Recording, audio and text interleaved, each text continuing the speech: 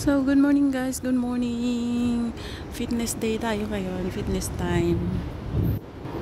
Kahapon is Baguio Wifa. Yes, Baguio Wifa kahapon, which is signal, umabot ng signal number 10. And let's check it out. Today morning, ano nga ba ang result nitong Baguio Wifa sa ating paligid?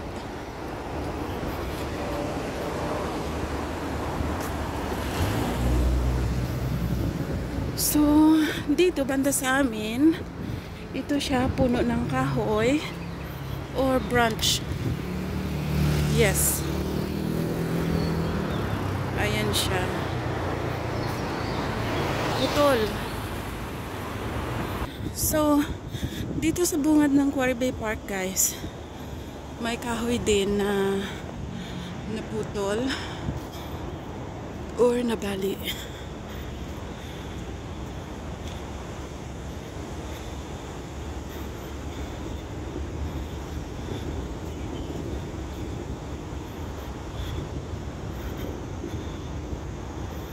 So, medyo maraming puno ng kahoy ang naapektuhan ng Baguio Wifa.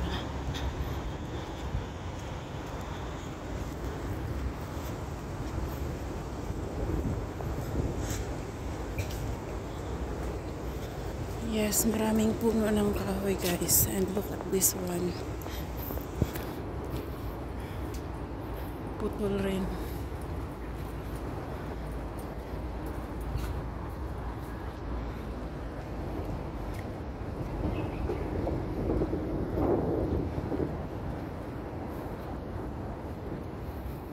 So, hindi pa tayo nakakalahati, guys.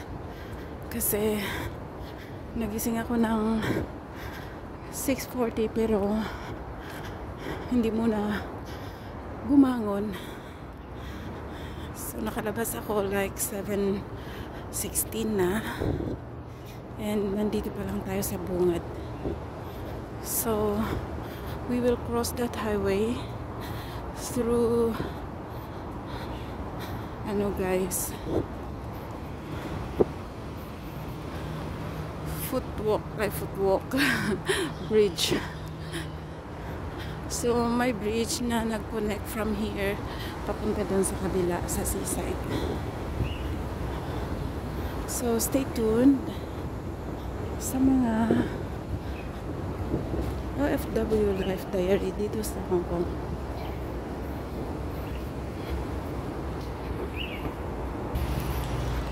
So far, guys, dito walang maraming puno ng kahoy na naputol. Ito lang siguro yung sanga, yung branch nitong kahoy. Ayan siya.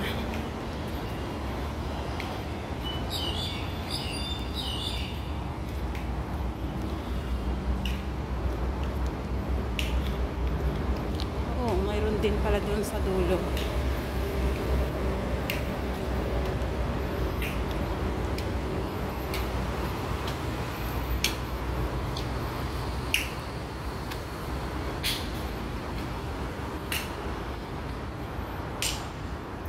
So dito, guys, medyo may isang puno talaga na puwal. Then iyan siya, malaking puno ng naputol.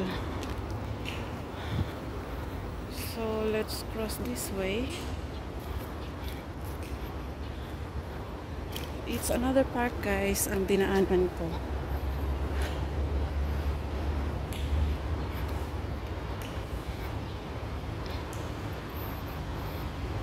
So Baguio Wifa, malakas siya, guys, kasi napuputol yung mga puno ng kahoy.